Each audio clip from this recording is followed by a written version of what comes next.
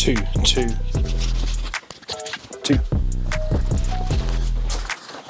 It has seriously been the video struggle bus around the Brooks household for the last couple of weeks.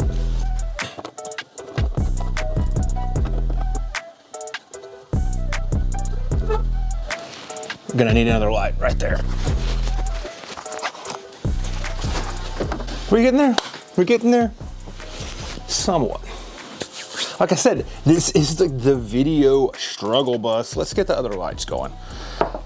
Guys, it's so bad I've forgotten how to make these things. It's getting a little bit embarrassing. Yeah, my whole thing today was like, let's do this quick, Chad. Let's make it to where we can get a video out for the people. Because it's been so long. Come on, focus with me. There we go. I said in an earlier video that one of the things I was curious about was maybe making a video about what my job actually was and what it actually looked like. And so people said they would really enjoy that. And I kind of think after the last couple of weeks, I need to make that because work has been so absolutely busy and I'm having to triage what I'm spending time and what I'm focusing on. And my friends, I let you down a little bit because you kind of came down the ladder a little bit in importance. I mean, I've had a video sitting in Final Cut Pro ready to be edited that I know is going to take a little bit more work and might actually not be up to snuff.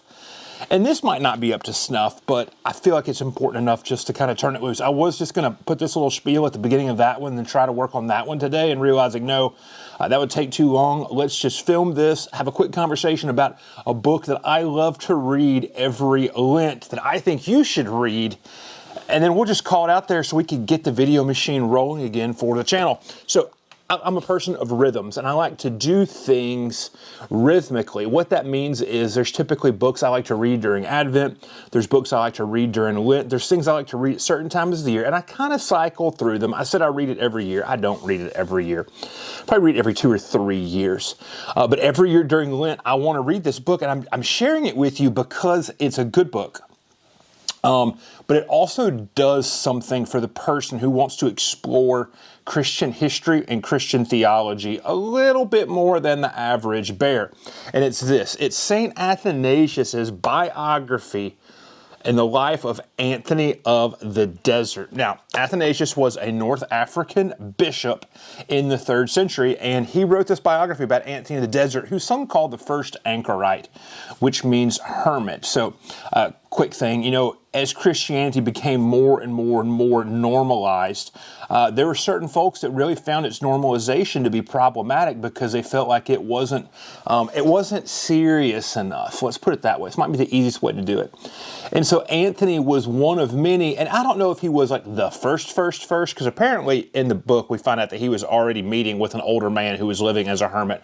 But he was the person who popularized desert monasticism.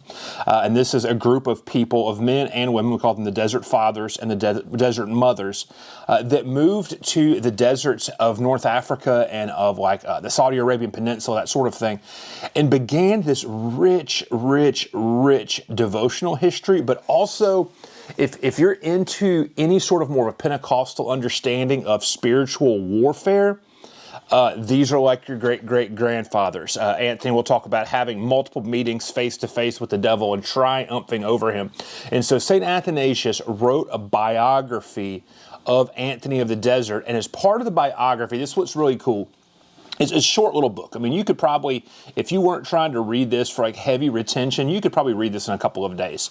Like this book actually has 2 books in it. So, yeah, so here's your whole, like, thing there. I mean, we're talking, what is it? 100 pages, almost exactly. And so It's a biography, but the middle third of the biography is a long, extended teaching of Antony to other younger monks when they were asking him to give them a discourse. I think that's it. Now, so you find out the beginnings of Antony and what this looks like, and then kind of the end of his life. And what's interesting is he's always moving back and forth. He's always holding this tension of what does it mean to live a life where he is focused entirely on God. You see him become influential, and people kind of try to pull him back into the city because they need him. They need his advice, they need his wisdom, that sort of a thing. But what's a cool running thread, and I've got it marked right here with a Post-it note, so every time it comes through, I make sure I go back and do it, is how he refers to the discipline, and the discipline being his devotional life as a life of power. And it's just a great, great, great little read. Now, this is why I think this book is interesting, and it's a suggestion to you. If you have never read the Church Fathers, if you've never read any of the Desert Fathers, if you really have never read like Christian writing that was not written originally in English, I think this is a great first book to read because it's accessible. Now, there's other translations. This is the copy. This is my third copy. I've lost one. I gave one away. I would recommend this one because it's easy to read. The translation has been modernized enough to where the average person can comprehend it. But I think this is a great way to begin reading some of the formational writings of Christianity.